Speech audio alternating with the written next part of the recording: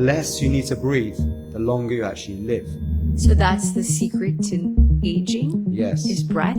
Every time we breathe, actually, we age a little bit. Every breath we take in and out, we produce energy. And that process of producing energy body, ATP energy, is like the same reaction going on inside your car engine. That combustion reaction will eventually make heat and wear and tear on the engine. The engine will break down. We have the same thing going on, and it's called oxidative stress. So we have a constant battle going on against oxidative stress that makes us age. So just breathing makes us age. Just by watching this right now, everyone is aging a little bit, just breathing. In the yogic practice, life is actually all a secret of making yourself hardly need oxygen. We hardly need to breathe. The less you need to breathe, the longer you actually live. In just a moment, Niraj will share his incredible journey and show you exactly how SOMA Breath works, because you're about to learn how to activate your own inner healing mechanism with nothing but the way you breathe. My name is Vishal Lakiani. I'm the founder of Mind Valley, the world's largest personal transformation platform. And my job is to seek out the greatest teachers in the world that can elevate human potential. That's how I stumbled upon Niraj. So we covered over 100 topics on Mind Valley. And recently, I asked our members, what did they want to master next? And one of the hottest topics that came up is breath work. Now, it just so happens that Niraj developed a protocol called SOMA Breath Work, which has come to be recognized as the most effective breathwork methodology, with hundreds of thousands of people experiencing this transformative result. From overcoming chronic illness to achieving peak performance, the testimonials are astounding. But here's where Niraj's genius really shines. He developed a unique form of music therapy that enhances the power of breathwork. His music combined with breathwork is so effective, even the famous Iceman Wim Hof used Niraj's music in his videos, and it's earned him the endorsement from top health and wellness experts like biohacker Ben Greenfield, Marissa Peer, the therapist, Ziva meditation founder Emily Fletcher, and even the ex-CMO of Zumba, Jeffrey Perlman. SOMA Breath is the first meditation program in the world that you don't have to stick to, because it sticks to you. And the reason is because it's done with incredible music. Remember, Niraj's system is rigorously backed by science. Hi, I'm Cindy Margaret's from Peak Neurofitness. We're going to take a look at the actual brainwave changes that happen during the transformational breathwork exercise. When the theta band and the alpha band cross over in that manner, we typically think of a resolution or release that the brain has been able to do. And this can be release of a block, this can be resolution of a past drama or trauma. But perhaps most impressively, Cambridge University chose SOMA Breath for their groundbreaking studies on breathwork and depression. Dr. Tristan Birkenstein of Cambridge University explains why he chose to study Niraj's methods in particular. He said, "We chose to collaborate with SOMA due to the very clear and systematic approach and the effectiveness of the method as per clear reports from those participating and the researchers coordinating the study." But first, you gotta hear Niraj's story, because when I first heard it, I was stunned.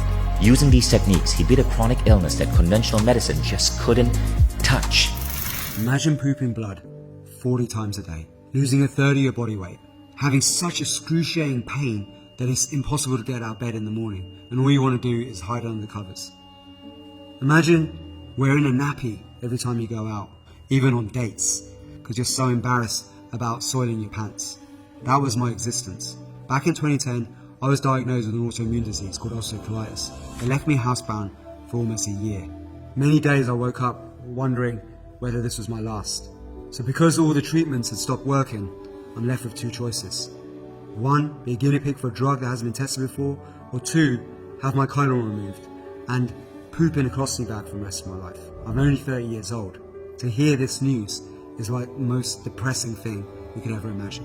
You see, I went from being on top of the world, living and breathing my passion. I was a DJ, an entrepreneur, running some of the top club events in the UK for several years, until I lost everything and ended up doing a job I really didn't want as a pharmacist. And for 7 years, I'm now working as a community pharmacist, wondering what is going on here. The moment I stepped foot in the pharmacy, I was like, is this really the healthcare system? I saw people going away with shopping bags filled with drugs every day. And somebody would come in for a prescription one week, and then a few weeks later they're on a prescription for something else. And that's why adverse drug reactions is the 4th killer in the world today. I felt like I was poisoning patients and not making them better. And this gave me a really deep spiritual void. Here I came up with a concept of pharmacists giving out healthy shopping lists and also having a website that could deliver healthy shopping lists of foods to patients who are suffering from things like diabetes and heart disease.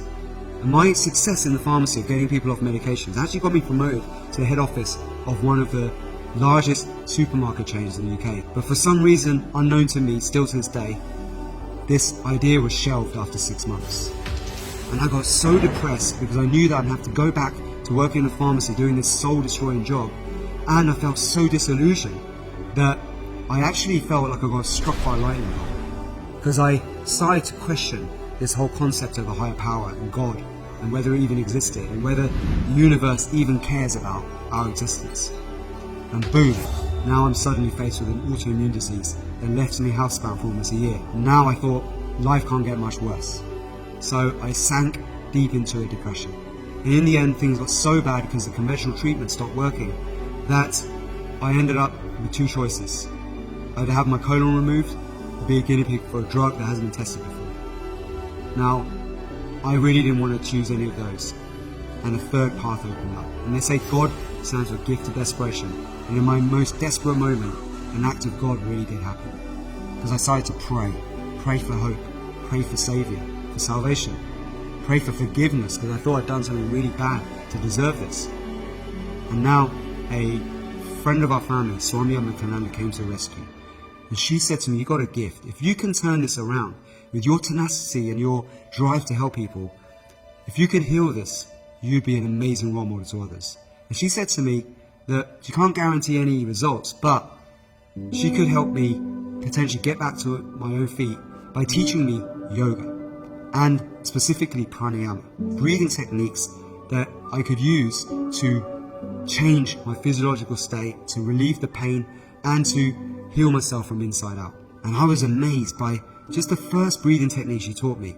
They were really easy to do, and just in minutes I felt this complete relief of my symptoms. And that took me down the rabbit hole. I was now wanting to learn as much as I could about breathing. So I started to research as many different techniques of healing from my own culture of India, from pranayama to yoga to Ayurveda. And then I realized there's this 4th book in the Vedic system of healing, and this is called SOMA Yoga, the yoga of music and sound. And I realized that music has been a part of spiritual practices for thousands of years. It's just been forgotten at how profound it is as a healing tool. So I started to combine breathing exercises with the music and guided meditation techniques, and magic started to happen. After a few months, I completely transformed and had healed myself from inside out. And much to the amazement of my doctors, I never had to go back to that hospital, and I never had to have my colon removed, and I no longer had to wear a nappy when I go out. And I've not taken a medication for this condition since. And this led me to the Himalayas, where I was fortunate enough to train with one of the foremost experts in pranayama and the medical science of yoga, Prakash Marsh. And what I learned from him blew my mind. He reads and writes Sanskrit, and he's a medical doctor, so he was able to translate the yogic sutras in a way that was scientific and made so much sense to me. And that's when a light bulb went off. I was finally able to decode what the yogis was trying to tell us all along, that it all starts with the breath. Because breath is something that runs on autopilot, but it's something we can also consciously control. And with that, it gives us the ability to control things in our body, like our heart rate, our body temperature, and even our immune system. We can actually train ourselves to have more stamina, more fitness, more endurance. We can turn down the stress response, turn it up on command. We can even lower our blood pressure or even raise it if we need to. The breath is really a magical toolbox that we all have access to that's completely free of charge and free of side effects. Starting with the breath, we can make ourselves naturally high, happy and healthy. And that's really my mission. Because what I realize is that miserable people make people more miserable.